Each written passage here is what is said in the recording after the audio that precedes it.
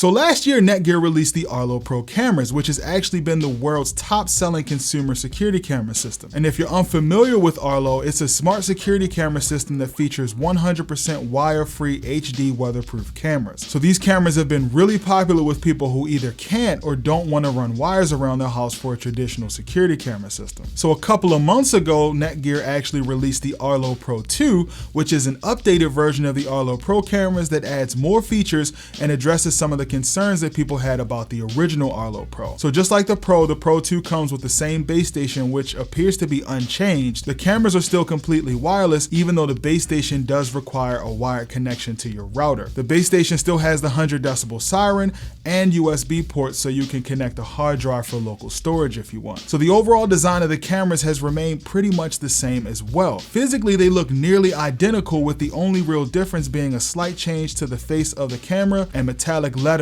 for the logo. They still take the same 2400 milliamp hour battery, the same mounts, skins, and they're fully backward compatible with the Arlo Pro base station. So if you already have the Pro system, you can keep the base station and just buy the cameras separately if you want. So here with me today, I have the 2 camera system. So in the box, you're gonna get the base station, power adapter for the base station, Ethernet cable that connects to your router, 2 cameras, USB cables and adapters for each camera, the magnetic camera mount, and the mounting screws. So these cameras are really easy to set up and install. You simply open the camera, insert the battery, press the sync button on the camera, then press the sync button on top of the base station. Then you can just take the included metal wall mount, screw it wherever you want, and the camera has a really strong magnet that connects directly to the mount and allows you to position it however you want. You can also purchase a fixed mount that works really well outdoors if you need something more secure than a magnet. So what are the differences between the Arlo Pro 2 and the original Arlo Pro? Well, aside from a few extra features that I'll get to a little bit later,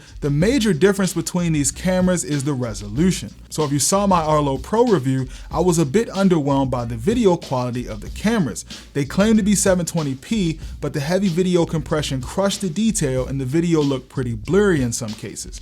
Well, the Arlo Pro 2 cameras are 1080p, so they're noticeably sharper and retain more detail than the Arlo Pro cameras. Now, considering they still have to stream the video back to the base station, then out to the cloud, the video quality isn't going to compare to something like 1080p PoE cameras, but considering the benefits of not having to run cables everywhere, the quality is pretty good. Now, as far as frame rate goes, the cameras record up to about 24 frames per second when there's enough light, and they drop down to around 15 frames per second in a dark environment. Now, even though Netgear claims that both the Pro and the Pro 2 cameras have 130-degree field of view, the Pro 2 does seem to have a slightly wider angle than the Pro. Now, as far as recording speed goes, the Pro 2 appears to have the same recording speed as the Pro.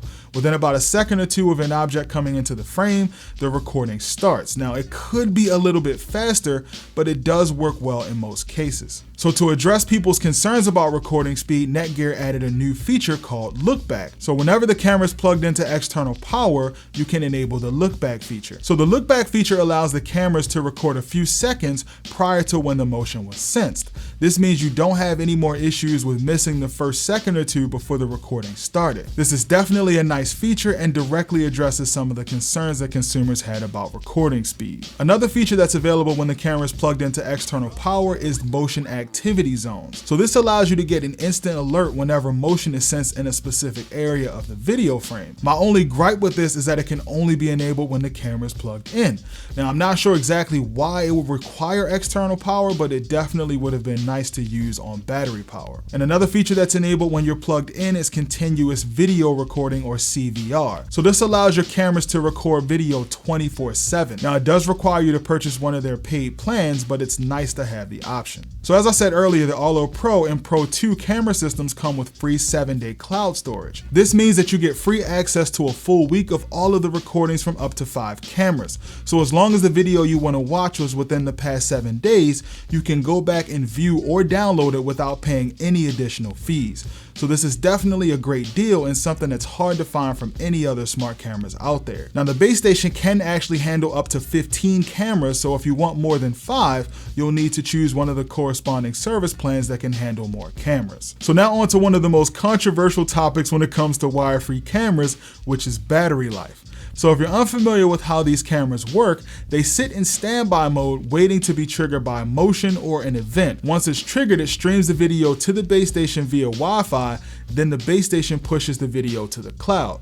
This means that the more motion you have, the more battery power you're going to use, and considering the small size of the camera and the battery life is going to be limited. Now Netgear does claim that you can get several months out of a single charge, but with the camera mounted over my driveway, it did seem to lose about 2 to 3% per day. So I would expect maybe a little over a month out of the battery before it needs to be recharged. So to address customers' concerns about battery life, Arlo did release a solar panel. Now it is a bit pricey at $80, but if you want to put your camera outdoors and you don't want to be forced to go outside to recharge the batteries on a regular basis, then the solar panel is definitely the way to go. It actually looks like pretty good quality, and it does come with a sturdy fixed mount and a USB cable that's made specifically for the Arlo Pro and Pro 2 that looks to be weather resistant. So the solar panel pretty much makes the camera worry free, since in theory you'd never have to take it down to charge it. So now onto the app, which is one of my favorite things about the Arlo system.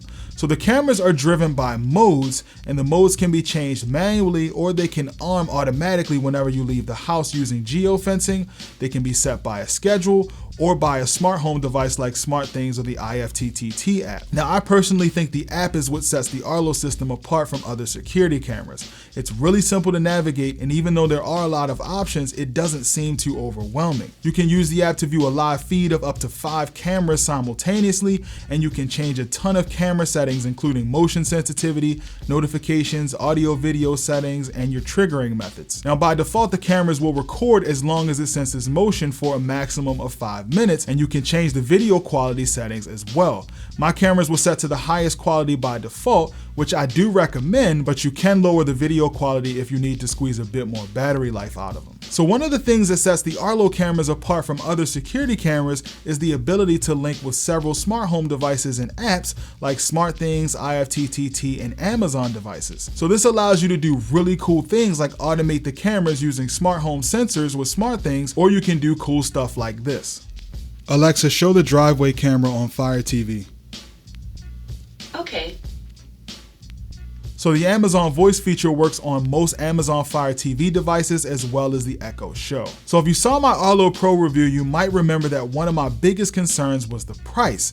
Now it seems that the pricing structure has pretty much remained the same with these cameras. At $480 for a 2-camera kit or $800 for a 4-camera kit, these cameras are definitely not cheap. So again, you're paying for convenience, and where you save money on professional installation, you end up putting it out on the system itself. That being said, with the added features and the better video resolution, I do think it's a better deal now, especially if you can't run wires, but it would certainly benefit from a lower price. And of course, they did address the video quality issue since the Arlo Pro 2 cameras are now 1080p. Now, some people have reported issues with the Arlo Pro 2 cameras randomly going offline, but I personally haven't had this issue, so it may have been addressed in a recent firmware update. So overall, I have to say that I'm impressed with the Arlo Pro 2 cameras. I personally love the app, and I think they did a great job making the setup and the functionality as simple as possible while still retaining a bunch of options within the app. And I expect that with even more future over-the-air updates, the system is only going to get better and remain one of the top-selling security camera systems. Alright guys, that's going to do it for this video. I would like to hear your thoughts about these cameras. Tell me what you think. Go ahead and post your comments and questions in the comments section.